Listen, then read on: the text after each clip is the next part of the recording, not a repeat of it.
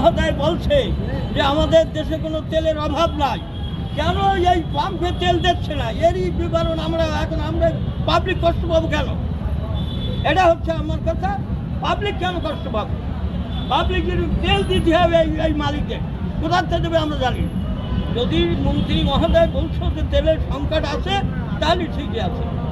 এই অবৈধভাবে এই তেলের দাম বৃদ্ধি করার জন্য এই পাম্প মালিকের সিন্ডিকেট করেছে, যার জন্য আমরা হয়রানি হচ্ছি, পাবলিক আমরাই হয়রানি হচ্ছি।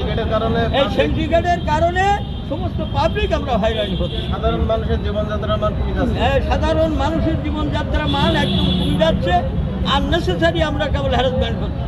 এইটার একটা ব্যবস্থা নেওয়া হোক। বহু দূর দূরান্তে মানুষ এসেও আসসালামু আলাইকুম। আমি একজন কৃষক, আমার বাড়ি পাইকগাছা, জেলা খুলনা। আমি পাইকগাছার থেকে ডিজেলের জন্য সাতক্ষীরা জেলা পর্যন্ত আসি, কোনো পাম্পে তেল দিচ্ছে না। হয়তো আমাদের ভোগাভোগি করছে, হয়রানি করছে। তেল নেই, তেল আসবে তাই দেবো, তাও কবে আসবে তার কোনো গ্যারান্টি নেই।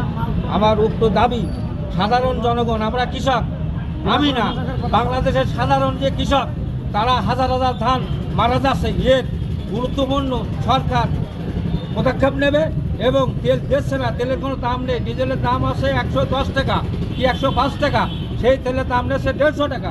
পেট্রোলের দাম আছে 125 টাকা, সে তেল বিক্রি আছে 180 টাকা, 180 টাকা, 200 টাকা, 250 টাকাও আছে। সাধারণ মানুষ আমরা নতুন সরকার পাইছি।